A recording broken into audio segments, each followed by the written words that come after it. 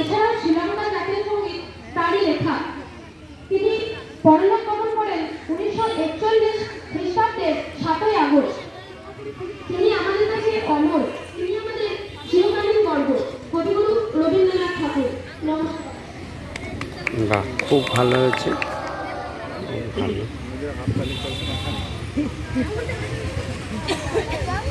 সপ্তাহ শেষে রবিবার, ছুটির দিন।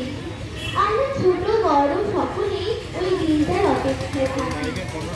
আসুন, আমরা পঞ্চম শ্রেণীর বোন সন্তা মণ্ডলের কাছ থেকে এমনই একটি কবিতা আবৃত্তি শুনে নিই।